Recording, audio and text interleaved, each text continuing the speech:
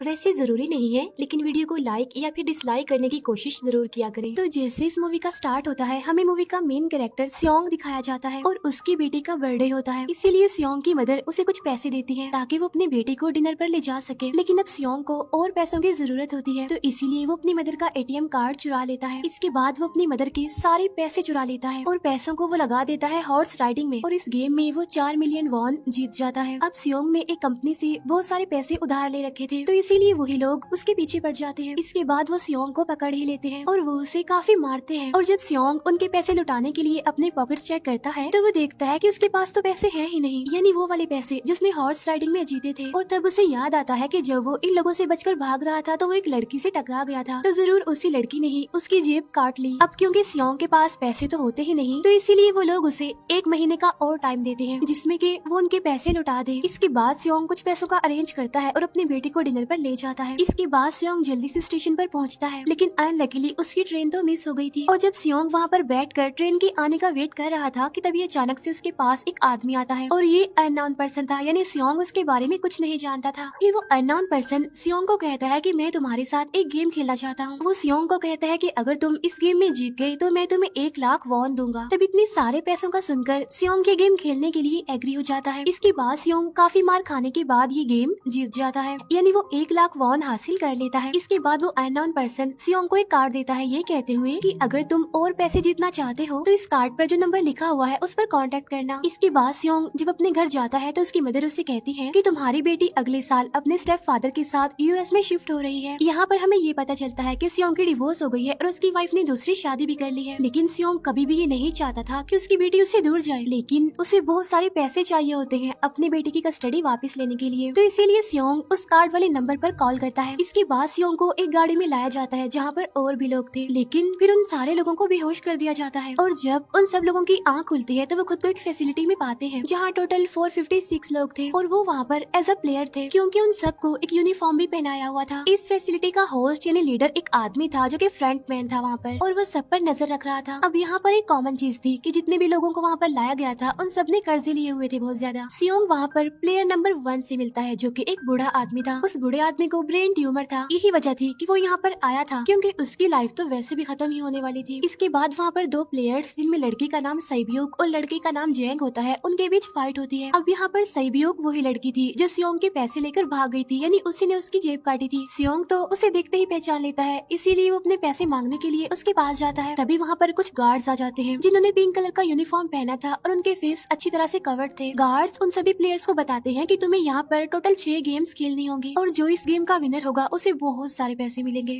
इसके बाद उन सबसे एक कॉन्ट्रैक्ट पर साइन करवाया जाता है और इस कॉन्ट्रैक्ट के 3 मेन रूल्स थे। पहला रूल ये कि कोई भी प्लेयर अपनी मर्जी से गेम को छोड़कर नहीं जा सकता। दूसरा रूल ये होता है कि जो भी प्लेयर खेलने से मना करेगा तो उस प्लेयर को एलिमिनेट कर दिया जाएगा, और उनके मुताबिक एलिमिनेट का मतलब क्या था ये तो हम आगे ही जानेंगे। गेम का तीसरा रूल ये था कि अगर मेजोरिटी इस गेम को खेलना नहीं चाहती तो वो इस गेम को छोड़कर जा सकते हैं। इसके बाद उन सबको गेम के लिए ले जाया जाता है। अब यहाँ पर सियोंग अपने क्लासमेट सेंगवू से भी मिलता है जो कि उसे बचपन से जानता था। सियोंग उसे वहाँ पर देखकर काफी हैरान होता है क्योंकि वो तो किसी बिजनेस के लिए आउट ऑफ कंट्री चला गया था। अब पहले गेम के लिए वहाँ पर एक काफी बड़ी डॉल थी और इस गेम का रूल काफी सिंपल था, और वो ये था कि डॉल जब भी गाना गाएगी उन सबको आगे बढ़ना है, और जैसे ही वो गाना गाना बंद करेगी तो उन सबको रुक जाना है और मूव नहीं करना है, और अगर कोई हिल गया तो उसे एलिमिनेट कर दिया जाएगा। अब स्टार्टिंग में तो ये सब कुछ उन्हें किसी प्रैंक की तरह लग रहा था, लेकिन जब एक लड़का हिल जाता है तो उसे शूट करके मार दिया जाता है, और यही होता है एलिमिनेट का मतलब, यानी उन्हें मार दिया जाएगा। अब ये देखकर वो सारे लोग काफी घबरा जाते हैं और उन्हें पता चल चुका था कि वो खतरे में है, इसीलिए लोग डरते हुए पैनिक करते हुए इधर उधर भागने लगते हैं।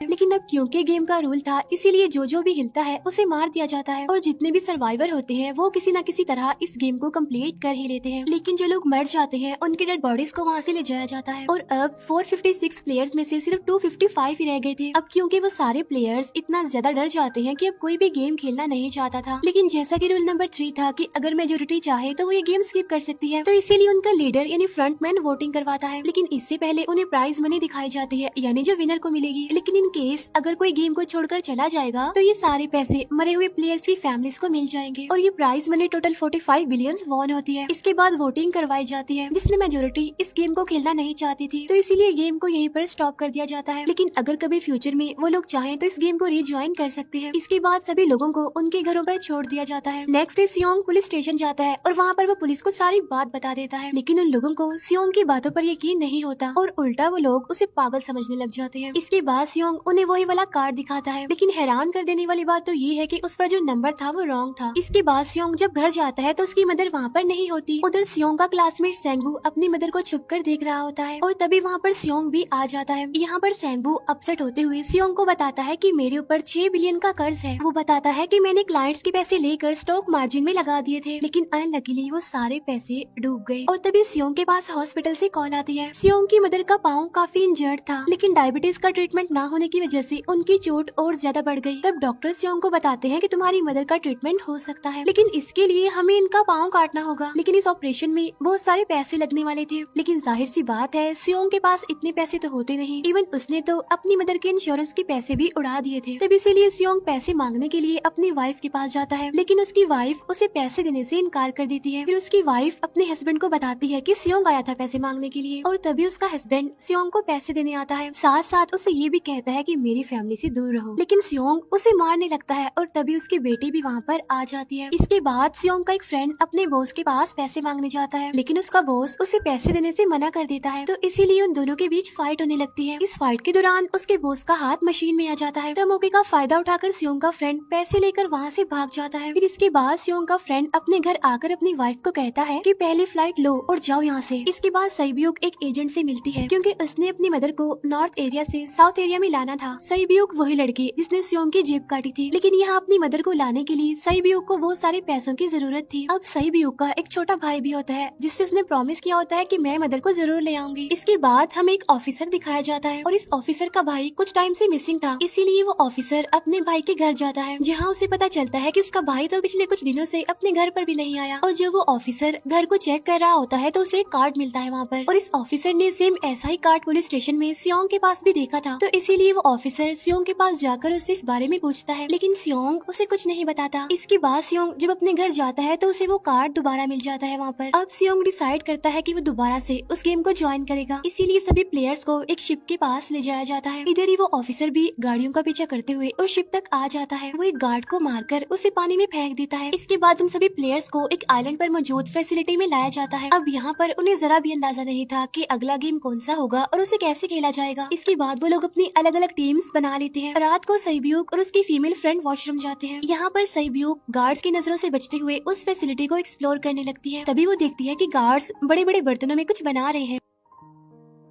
लेकिन अब क्योंकि गार्ड्स को शक हो जाता है तो ये गार्ड वॉशरूम्स को चेक करने के लिए आता है, लेकिन तब तक सईब्यूक वापस आ चुकी थी। इसके बाद सईब्यूक अपनी फीमेल फ्रेंड को सारी बात बता देती है जो उसने देखा था, लेकिन यहाँ पर सेंगवू उन दोनों की बातें सुन लेता है और वो इस बारे में सईब्यूक से पूछता है, जिस पर सईब्यूक बताती है कि वो बड़े बड़े बर्तनों में कुछ पका रहे थे। इसके बाद उन सभी प्लेयर्स को प्ले ग्राउंड में लाया जाता है, जहाँ पर उनके सामने 4 शेप्स थी। 4 शेप्स में से उन्होंने किसी एक शेप को चूज करना था। अब यहाँ पर सेंगवू को पता चल जाता है कि गेम क्या है और क्या करना है हमें। सेंगवू सियोंग को बताता है कि सबने अलग अलग शेप्स को चुनना है। इसके बाद उन सभी को एक छोटा सा बर्तन दिया जाता है जिसमें की शेप्स बनी होती है। अब गेम उनकी ये होती है कि उन्होंने किसी तरह उस शेप को बाहर निकालना है बगैर डैमेज किए, लेकिन अगर शेप जरा से भी खराब हो गई तो उन्हें एलिमिनेट कर दिया जाएगा, यानी मार दिया जाएगा। अब यहाँ पर सेंगवू तो इजिली उस शेप को निकाल लेता है, लेकिन सियोंग इतना ज्यादा घबरा जाता है कि उसकी हालत खराब होने लगती है, लेकिन फिर वो किसी न किसी तरह करके इस गेम को भी जीत लेता है। इसके बाद उन सबको वापस से रूम में लाया जाता है। अब यहाँ पर 187 प्लेयर्स वापस आए थे, जिनमें से अब सिर्फ 108 ही रह गए थे। इसके बाद उन सबको खाने के लिए ले जाया जाता है, लेकिन खाने की वजह से जैंग की एक लड़के से फाइट हो जाती है, जहाँ पर जैंग उस लड़के को इतना ज्यादा मारता है कि वो मौके पर ही मर जाता है। इधर ही हम देखते हैं कि उन प्लेयर्स में से एक डॉक्टर होता है जो गार्ड्स के साथ मिलकर मरे हुए लोगों के ऑर्गन्स निकाल कर उन्हें चाइनीज को बेचने का काम करता है। इसीलिए जब भी डेड बॉडीज को ले जाया जाता है तो वो डेड बॉडीज को गायब कर लेते हैं, क्योंकि ये सब कुछ एक प्लान के अकॉर्डिंग चल रहा था, क्योंकि ये सारा कुछ फ्रंट मैन से छुप कर हो रहा था। यही वजह थी कि कंट्रोल रूम में भी उन्होंने अपना ही एक आदमी बिठाया हुआ था, जो कि उन लोगों की सारी वीडियो फुटेज डिलीट कर देता था। और गार्ड्स तो डॉक्टर को गेम के बारे में पहले ही बता देते थे ताकि वो सरवाइव कर सके। यहाँ पर एक गार्ड उसी प्लेयर डॉक्टर को बताता है कि आज हमने प्लेयर्स को जानबूझकर खाना कम दिया है ताकि वो आपस में लड़ने लगे, जिससे होगा ये कि सारे वीक प्लेयर्स गेम से आउट हो जाएंगे। साथ ही गार्ड डॉक्टर को अपनी अगली गेम के बारे में बता देता है। अब 30 मिनट के बाद वहाँ पर लाइट्स ऑफ होने वाली थी। अब यहाँ पर सैंगवू को पता था कि सियोंग की टीम जरूर कोई उल्टा काम करेगी, इसीलिए वो उस टीम को अपने पास बुलाकर उन्हें रिलैक्स रहने के लिए कहता है। उधर वो जो डॉक्टर प्लेयर होता है वो जैंग की टीम में शामिल हो जाता है। यहाँ पर डॉक्टर जैंग को बता देता है कि अगला गेम क्या होने वाला है। इसके बाद लाइट्स ऑफ हो जाती है और जैंग अपनी टीम के साथ मिलकर बाकी सभी को मारने लगता है। जैंग एक लड़की को मारकर सईब्यूक को मारने जाता है, लेकिन तभी सियोंग उसे बचा लेता है। इसके बाद गार्ड्स वहाँ पर आकर उन सभी को रोक लेते हैं और अब टोटल 80 लोग रह गए थे। इसके बाद उन सभी को तीसरे गेम के लिए ले जाया जाता है और यहाँ पर उन्हें 10-10 प्लेयर्स की एक टीम बनाने के लिए कहा जाता है और वो लोग ऐसा ही करते हैं, अपनी अपनी टीम बना लेते हैं। अब क्योंकि जैंग को अगली गेम के बारे में पहले ही पता होता है, इसीलिए वो सईब्यूक की फीमेल फ्रेंड को अपनी टीम में नहीं रखता और वो अपनी टीम में सिर्फ मर्दों को ही रखता है। इसके बाद सैंगवू भी अपनी एक टीम बना लेता है। अब क्योंकि उन्हें एक प्लेयर की जरूरत थी, तो इसीलिए सईब्यूक की फीमेल फ्रेंड उनके टीम में शामिल हो जाती है और ये गेम असल में टग ऑफ वॉर का होता है, यानी उन्होंने अपने सामने वाली टीम को नीचे गिराना था। इसके बाद गेम स्टार्ट हो जाती है और जैंग की गेम बड़ी आसानी से इस गेम को जीत लेती है। इसके बाद बारी होती है सैंगवू की टीम की। तब प्लेयर नंबर 1 यानी वो बूढ़ा आदमी कहता है कि मैंने अपनी जिंदगी में बहुत सारी टग ऑफ वॉर्स खेल रखी है, इसीलिए उन सबको गाइड करता है कि इस गेम को कैसे जीतना है।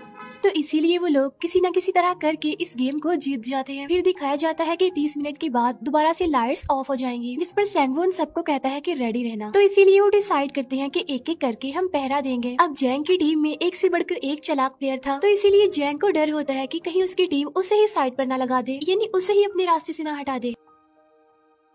दूसरी तरफ डॉक्टर और गार्ड्स मिलकर डेड बॉडी की ऑर्गन्स निकाल रहे होते हैं और इन ऑर्गन्स को डिलीवर करने जाना था गार्ड नंबर 28 एंड 29। तब वो सभी एक डेड बॉडी के बारे में बातें करने लगती हैं, जिसकी सिर्फ एक किडनी थी और वो उसे ज़ॉम्बी कह रहे थे। अब यहाँ पर जो गार्ड नंबर 29 था, यानी जिसने वो ऑर्गन्स डिलीवर करने जाने थे, वो कोई और नहीं बल्कि वो ऑफिसर था जो गार्ड के बेस में वहाँ पर आया था। और ये सब बातें सुनकर उसे शक होता है कि शायद ये लोग मेरे भाई की बात कर रहे हैं, क्योंकि उसकी भी एक ही किडनी थी। इसके बाद नंबर 28 और 29 यानी वो ऑफिसर ऑर्गन को डिलीवर करने के लिए चले जाते हैं। रास्ते में वो ऑफिसर नोटिस करता है कि टनल में तो बॉम्ब लगा हुआ है। तब नंबर 28 उसे बताता है कि जब हम यहाँ से बाहर निकलेंगे तो इस जगह को ब्लास्ट कर दिया जाएगा। अब यहाँ पर वो ऑफिसर नंबर 28 से और इन्फॉर्मेशन लेने की कोशिश करता है, इसीलिए नंबर 28 को उस पर डाउट होने लगता है, इसीलिए वो उस ऑफिसर को अपना फेस दिखाने के लिए कहता है। अब यहाँ पर वो ऑफिसर अपना फेस भी दिखा देता है, साथ साथ वो नंबर 28 पर गन पॉइंट भी कर देता है। साथ साथ वो ऑफिसर उससे एक किडनी वाले आदमी के बारे में पूछता है कि वो कौन है जिसे तुम ज़ॉम्बी कहते थे, जिस पर वो नंबर 28 उससे कहता है कि वो तो एक लड़की थी। अब यहाँ पर नंबर 28 उस ऑफिसर को कहता है कि तुम लीडर के रूम में जाकर सारी इन्फॉर्मेशन देख सकते हो, वहाँ पर सबका डाटा है। ये जानने के बाद वो ऑफिसर नंबर 28 को मार डालता है। उधर वो डॉक्टर गार्ड से अगली गेम के बारे में पूछता है, लेकिन इस बार गार्ड्स को भी अगली गेम के बारे में पता नहीं होता। तब इसीलिए डॉक्टर को गुस्सा आ जाता है और वो एक गार्ड को पकड़ लेता है और उनकी फाइट होने लगती है। इसी फाइट में डॉक्टर उस गार्ड को मार कर वहाँ से भाग जाता है। इसके बाद एक गार्ड भी उसका पीछा करता है और वो दोनों प्ले ग्राउंड में आ जाते हैं। यहाँ पर गार्ड डॉक्टर को अपनी बातों में फंसा कर उसे मारने वाला होता है, लेकिन तभी लीडर इन्हीं फ्रंटमैन आकर उसे मार डालता है और बाद में वो उस डॉक्टर को भी मार डालते हैं। साथ साथ इन्हीं वहीं पर नंबर 28 की डेड बॉडी भी मिल जाती है, जिससे इन्हें ये पता चल जाता है कि फैसिलिटी में कोई घुस गया है। उधर वो ऑफिसर लीडर इन्हीं फ्रंटमैन के रूम तक पहुंच जाता है। तब वो चेक करते करते एक ऐसे रूम में जाता है जहाँ पर सबके रिकॉर्ड्स थे, और जब वो ऑफिसर रिकॉर्ड चेक कर रहा होता है तो उसे सभी विनर्स की एक लिस्ट मिलती है, जिसमें उसके भाई का भी नाम था, यानी वो भी कभी विनर था। उधर सभी प्लेयर्स को 4th गेम के लिए ले जाया जाता है, जहाँ पर उन सबको अपना अपना पार्टनर चुनने के लिए कहा जाता है, और वो प्लेयर्स करते भी ऐसा ही है, अपना अपना पार्टनर चुन लेते हैं। सईब्यूक की फीमेल फ्रेंड भी अपना पार्टनर ढूंढने की कोशिश करती है, लेकिन कोई भी उसका पार्टनर बनने को तैयार ही नहीं था। इसके बाद सभी प्लेयर्स को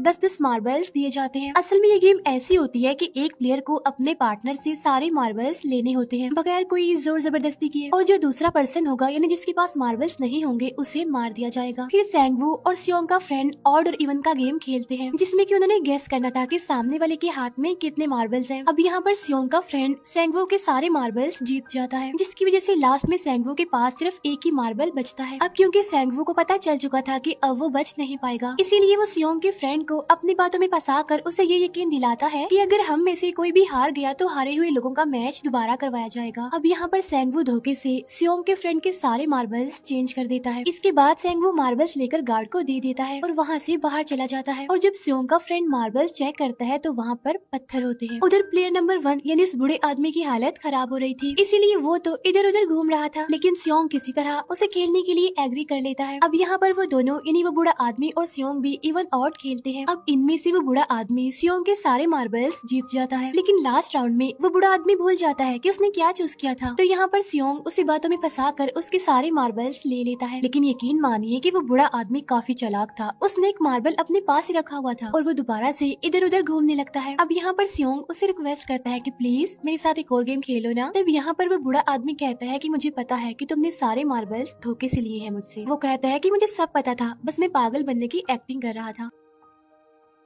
तभी सुनकर सियोंग को उस पर तरस आ जाता है और वो उसे ही सारे मार्बल्स दे देता है। उसके बाद सैब्यूक और उसकी फीमेल फ्रेंड भी गेम खेल रहे होते हैं। उनकी गेम ये होती है कि जो मार्बल्स को दीवार के ज्यादा करीब फेंकेगा वही जीतेगा। पहले सैब्यूक अपने मार्बल्स फेंकती है, लेकिन जब सैब्यूक की फ्रेंड की बारी आती है तो वो अपने सारे मार्बल्स फेंक देती है। लेकिन जब सैब्यूक ये देख लेती है तो वो अपने फ्रेंड को दोबारा फेंकने के लिए कहती है, जिस पर उसकी फ्रेंड कहती है कि नहीं सैब्यूक, मैं बिल्कुल अकेली हूँ, मेरे पीछे तो कोई भी नहीं है, लेकिन अगर तुम्हें कुछ हो गया तो ये अच्छी बात नहीं है, तुम्हारे पीछे तुम्हारा छोटा भाई है, तुम्हारा वेट कर रहा है वो। और इसी वजह से सैब्यूक की फ्रेंड को मार दिया जाता है। इसके बाद उन सबकी डेड बॉडीज को वहाँ से ले जाया जाता है। इसके बाद वो सब वापस से रूम में आ जाते हैं। यहाँ पर जैंग देखता है कि सैब्यूक की वो वाली फ्रेंड तो अभी तक जिंदा है, जो कि बड़ी आराम से बैठी हुई थी। अब यहाँ पर हमें पता चलता है कि सैब्यूक की ये वाली फ्रेंड जैंग की भी फ्रेंड थी, लेकिन अब क्योंकि उन दोनों के बीच किसी बात को लेकर क्लैश चल रहा था तो इसीलिए जैंग की वो फ्रेंड उसे बुली करने लगती है। इसके बाद फ्रंटमैन को एक डेड बॉडी के पास उस ऑफिसर का ID कार्ड मिल जाता है। तभी फ्रंटमैन को पता चलता है कि उसके सारे VIPs आ चुके हैं, तो इसीलिए फ्रंटमैन उन्हें लेने के लिए चला जाता है। फिर सारे VIPs को उनके रूम में लाया जाता है। इसके बाद फ्रंटमैन VIPs के आने के बारे में एक और आदमी को जाकर बताता है और यही आदमी मेन होता है। और ये कौन होता है हम ये आगे जानेंगे। फिर नेक्स्ट डे उन सबको 5वें गेम के लिए लाया जाता है, जहाँ पर 1 से लेकर 16 तक नंबर पड़े होते हैं और वो सभी प्लेयर्स अपना अपना नंबर ले लेते हैं। नंबर का मतलब ये था कि जो नंबर भी एक प्लेयर पर आएगा उसके मुताबिक ही उसकी बारी आएगी। अब यहाँ पर लास्ट में पहला और आखिरी नंबर रह जाता है, यानी 1 और 16। तो यहाँ पर सियोंग कंफ्यूज हो जाता है कि उसे कौन सा नंबर चूज करना चाहिए। अगर उसने पहला नंबर लिया तो वो फंसेगा और मरेगा, क्योंकि उसे नहीं पता कि गेम क्या है। और अगर लास्ट नंबर लेगा तो क्या पता उसकी बारी ही ना आए, टाइम कम रह जाए। और तभी वहाँ पर एक आदमी आ जाता है और वो सियोंग को कहता है कि मुझे पहला नंबर चाहिए, क्योंकि मैं अपनी जिंदगी में कभी भी फर्स्ट नंबर पर नहीं आया। फिर इसके बाद उन्हें गेमिंग रूम में लाया जाता है। अब इस गेम का रूल ये होता है कि दिए हुए टाइम में उन्हें ब्रिज की दूसरी साइड पर जाना है। अब इसके बीच में 2 तरह के ग्लास लगे होते हैं, एक तो होता है आम ग्लास और एक होता है टेम्पर्ड ग्लास। आम ग्लास पर पाँव रखते ही वो टूट जाएगा और वो लोग नीचे गिर जाएंगे। इसके बाद गेम स्टार्ट हो जाता है और वो लोग एक एक करके मरने लगते हैं। फिर एक टाइम ऐसा आता है जब जैंग सबके सामने होता है और वो आगे ही नहीं बढ़ रहा होता। अब उनके पास एक ही रास्ता था, या तो वो आगे जाए या सारे ही मर जाएं। और तभी जैंग के सामने उसकी वही फ्रेंड आ जाती है जो उसे बुली कर रही थी और वो जैंग को कहती है कि मैंने तुम्हें कहा था कि जिस दिन तुमने मुझे धोखा दिया मैं तुम्हें मार दूंगी। इसके बाद वो जैंग को पकड़ लेती है और उसे लेकर नीचे कूद जाती है, जिसकी वजह से उन दोनों की मौत हो जाती है। अब वहाँ पर एक आदमी था जो कि ग्लास कंपनी में काम करता था और उसे पता था कि टेम्पर्ड ग्लास कौन सा है, लेकिन जब फ्रंटमैन को इस बात का पता चल जाता है तो वो लाइट्स ऑफ करवा देता है ताकि वो ग्लास को पहचान ही ना पाए। अब लास्ट में एक ही स्टेप बचता है और उनके पास तो टाइम ही नहीं था, इसीलिए सेंगवू उस आदमी को धक्का दे देता है। तो यहाँ पर सेंगवू, सियोंग और सैब्यूक ब्रिज को पार कर लेते हैं, लेकिन ग्लास टूटने की वजह से उन्हें काफी चोट लग जाती है, खास तौर पर सैब्यूक को।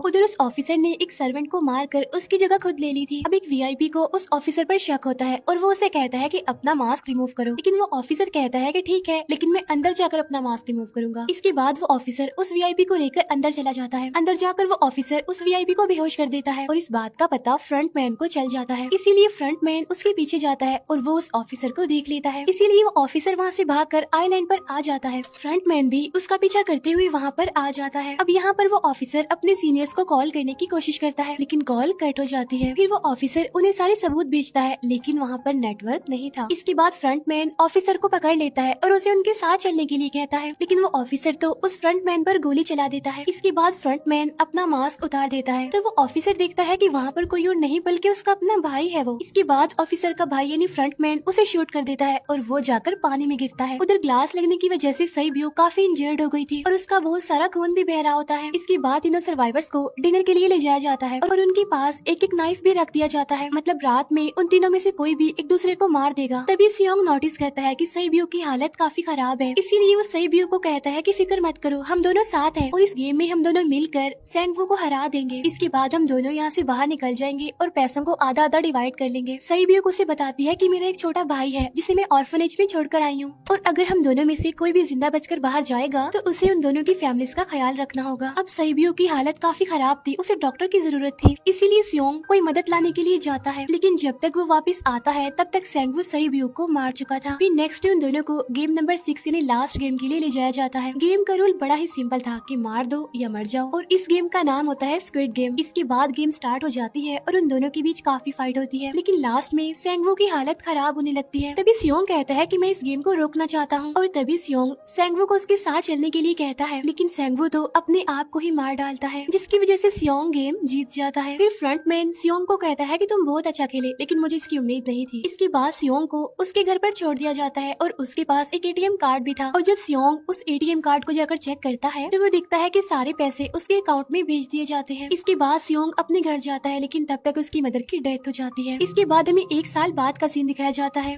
जहाँ पर हम देखते हैं कि सियोंग की हालत काफी खराब हो गई है, यानी वो काफी नशा करने लग गया है और उसने अब तक उन पैसों को हाथ तक नहीं लगाया। एक दिन एक फूल बेचने वाली औरत सियोंग के पास आती है और वो उसे सेम वैसा ही कार्ड देती है जिसमें एक एड्रेस लिखा हुआ था और फिर सियोंग उस एड्रेस पर जाता है जहाँ पर उसे पता चलता है कि ये सारा किया धरा किसी और का नहीं बल्कि उस बूढ़े का है, प्लेयर नंबर 1 का, और वो अभी भी जिंदा है। यहाँ पर वो बूढ़ा आदमी सियोंग को बताता है कि मैं अपनी लाइफ से बोर हो चुका था और ये सारी गेम मैंने अपने क्लाइंट्स के साथ मिलकर बनाई ताकि मैं लोगों को मरता हुआ देखकर एंजॉय कर सकूं, लेकिन हाँ, हमने किसी को मजबूर नहीं किया था ऐसा करने के लिए और मैंने गेम में इसीलिए पार्टिसिपेट किया क्योंकि गेम देखने से ज्यादा उसे खेलने में मजा आता है। वो कहता है जो पैसे तुम्हारे पास है वो मेरे ही हैं और ये कहते ही उस बूढ़े आदमी की मौत हो जाती है। इसके बाद सियोंग सईब्यू के छोटे भाई के पास जाता है और उसे लेकर वो जाता है सेंगवू की मदर के पास और वो सेंगवू की मदर को कहता है कि इस बच्चे का ख्याल रखना, साथ साथ वो उसे एक बैग भी देता है जिसमें बहुत सारे पैसे होते हैं। इसके बाद सियोंग स्टेशन पर जाता है जहाँ पर उसे वही अननोन पर्सन मिलता है जो कि उसे मूवी के स्टार्ट में भी मिला था। यहाँ पर सियोंग उसका पीछा भी करता है, लेकिन तब तक वो भाग चुका था। फिर सियोंग उस कार्ड वाले नंबर पर कॉल करता है और वो पूछता है कि तुम लोग कौन हो और लोगों के साथ ऐसा क्यों कर रहे हो, क्यों खेल रहे हो लोगों की जिंदगी से। लेकिन आगे से उसे रिस्पॉन्स आता है कि सियोंग अगर तुमने जिंदा बचना है तो प्लेन में चढ़ जाओ और इसी के साथ ही मूवी यहीं पर एंड हो जाती है। Thank you for watching.